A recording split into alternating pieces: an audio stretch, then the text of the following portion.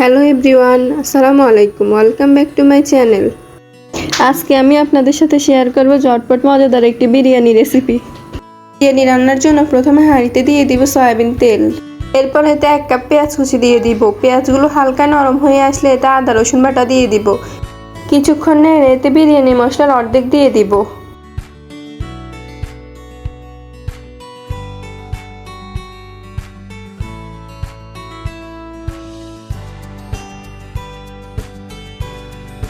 এরপরে মশলার মধ্যে মাংস দিয়ে কিছুক্ষণ কষিয়ে নেব।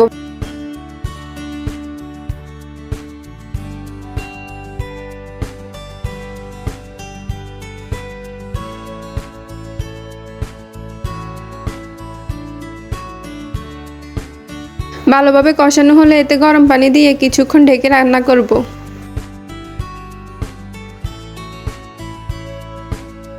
মাংস সেদ্ধ হয়ে আসলে এতে আলু দিয়ে কিছুক্ষণ রান্না করে এরপর টমেটো দিয়ে দিব।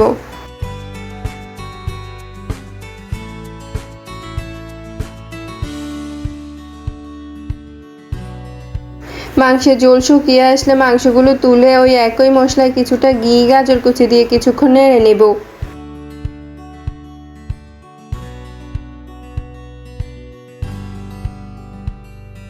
এরপরে মশলাতে চাল দিয়ে কিছুক্ষণ ভেজে নেব।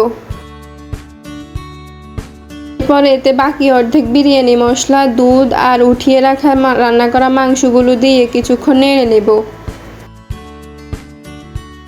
এরপর এতে চাল যতটুকু নিয়েছি তার ডাবল গরম পানি দিয়ে দিব। এরপর এতে কিছু আস্ত কাঁচামরিচ দিয়ে ঢাকনা দিয়ে মৃদু আঁচে রান্না করে নেব।